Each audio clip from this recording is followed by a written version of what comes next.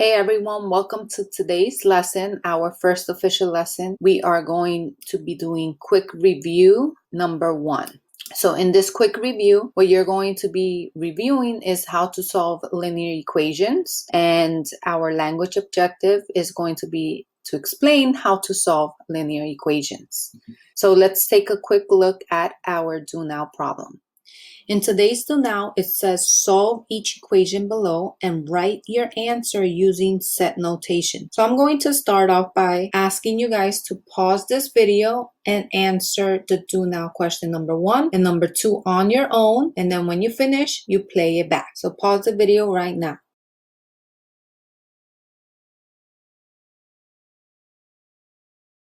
Okay, so here are the answers that you should have got. For number 1, you should have gotten a value of x equals -8. I did not box up my answer because they asked me for set notation. So I want to make sure you guys write your answer using set notation. For number 2, the value was y is equal to -22/19 in its most simplest form. So when they asked me to write my answer using set notation is always written with curly brace.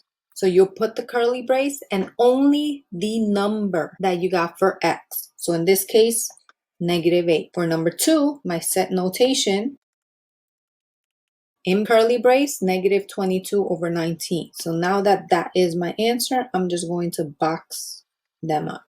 So let's keep going. Example number 1 says, solve each of the following and represent your answer using set notation. I have 1 pepper here, which means that this is not the hardest type of question. So again, I ask you to pause the video and try these 2 questions on your own, and let's just see if we end up at the same answer.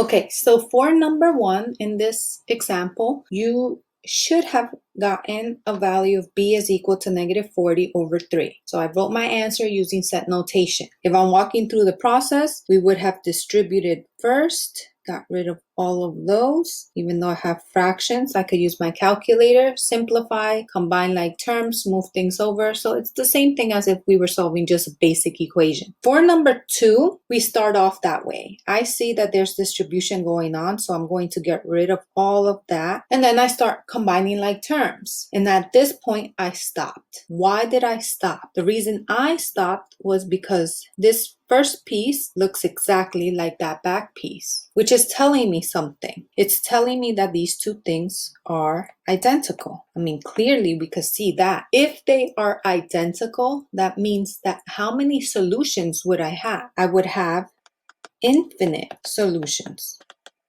If I have infinite solutions, the way you represent infinite solutions using set notation, what can n be? N can be any number, which means that using set notation, I would put all real numbers, my double R. So that is my answer. As soon as I see that I have identical expressions, one in the front and one in the back, I could stop. I could identify they're identical. I could say they have infinite solutions, but the answer I'm looking for, because they said set notation, is the double R inside curly brace. Let's go on to page 2.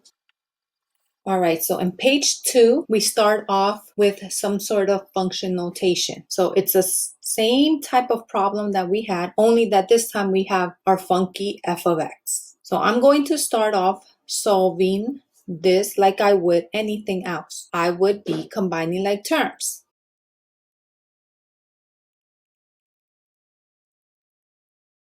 Okay, so I start off by combining my like terms on the left side. This is where I end up. At this point, I'm going to isolate f of x.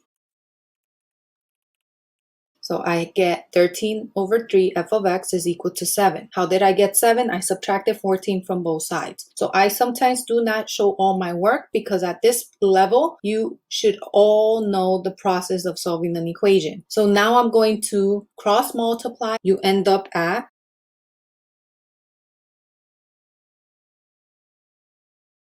So your final answer should be 21/13. So let's try number 4. For number 4, I'm going to apply distribution first, then start combining like terms, then start moving things around, and let's see where that ends up.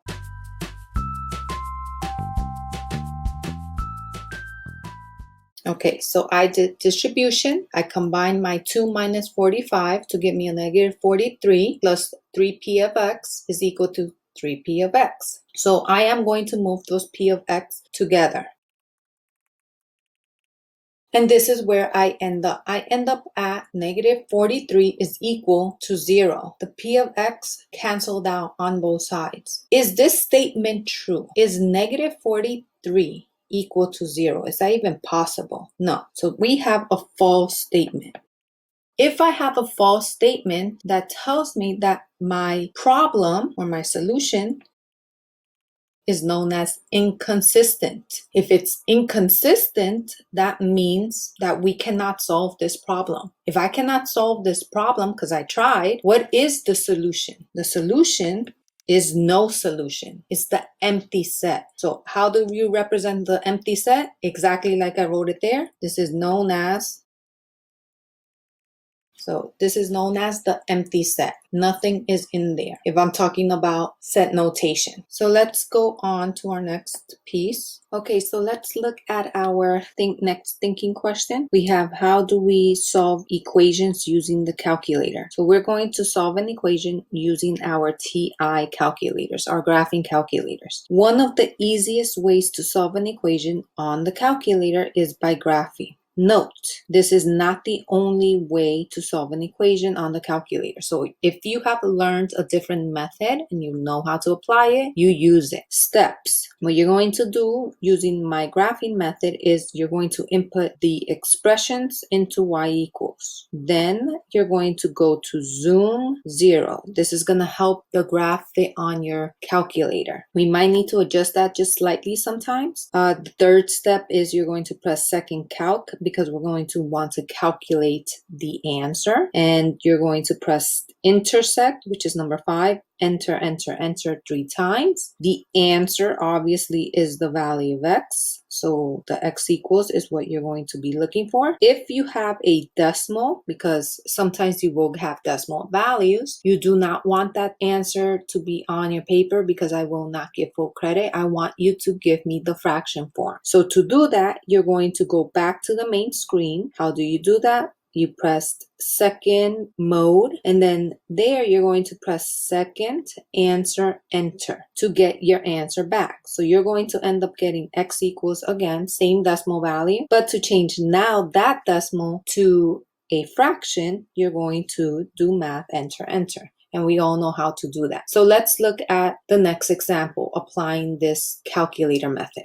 Okay, so let's try example number 2. And for example number 2, we're using our calculator, and I'm highlighting the front of the equal sign, which is my first expression, and the back of the equal sign, which is my second expressions. In Algebra 1, we learned that an equation is formed by 2 expressions being set equal to each other. So I'm going to bring out my calculator, and I'm going to do the steps with you guys. So you turn on your calculator, you're going to go to y equals, and you're going to input the first expression, which is the blue highlighted piece. Instead of m, I'm going to use x. So I'm going to do that now. In the y2, you're going to input the green highlighted one, which is my second expression. And notice I did not do any distribution or anything. I left it exactly as it is because I'm using my calculator now. The next thing that we have to do is press zoom 0. That lets the calculator graph it for me. Perfect fit. Sometimes what you will need to do is press zoom 6, zoom standard, so you could bring it back to the regular graph. And you see how I only see one line. So zoom 0 will show the graphs a little bit better. Now that I have the graph there, I'm just gonna think about my solution. I see 2 lines that are parallel to me. If I have 2 lines that are parallel, that means that there is no solution. There's no point of intersection. So I can gather that piece of information just by looking at the graph itself. So this is the empty set. We have parallel lines. For number 2, let's try it again. So I have, again, the front piece, the back piece. Anytime you have fractions in your calculators, you should be putting extra parentheses. That's just something that we have done since Algebra 1. So I'm going to go back to y equals, and I'm going to input both equations exactly as they are.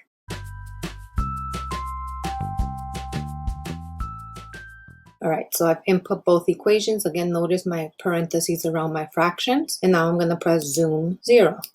So here I clearly see a point of intersection. If you don't right away, press zoom 6 and then zoom 0 again. Since I see it, I'm not going to do that. So since I have a point of intersection, let me calculate that point. I'm going to do that by pressing second calc or second trace. Calc is right here. I want 5, the intersection piece. And at that point, I'm pressing enter, enter, enter 3 times. It gives me my answer. It's blinking here. My x equals is that decimal value. Do not give me decimal values. What I want is fraction form. Always. I want the most exact answer. So how do you get that answer? You're going to go back to the main screen by pressing second mode. That brings me back here. Then you're going to press second answer, which is the negative, enter, and it's going to give back the same exact x value that you just got from the graph. How do you change a decimal to a fraction? Math, enter, enter. So my answer to number 2, 125 over 29.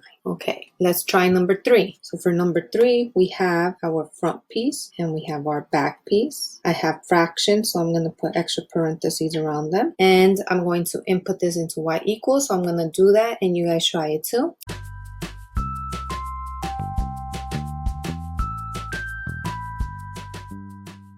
All right, so I've input both expressions in there. Again, notice my parentheses around those fractions. I'm going to press zoom 0.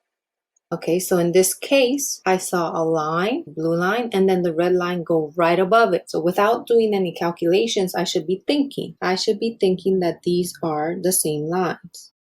If I have 2 lines that are on top of each other, that means they're identical. That means that there's infinite possible solutions. The set of reals. So let's try one more. Let me move my calculator here. And for this specific one, instead of f of x, I am going to be dealing with x. I will need extra parentheses around every fraction. So I suggest you guys do this and let's see if we end up at the same answer. All right, so here are my 2 inputs. That's how I've inputted. And now I'm going to press zoom 0. I have a point of intersection, means I could press second calc, 5, my intersect, enter 3 times. Gives me my answer as a decimal, and I don't want those decimals. So second quit, second negative, which is answer, enter, and I'm math entering this.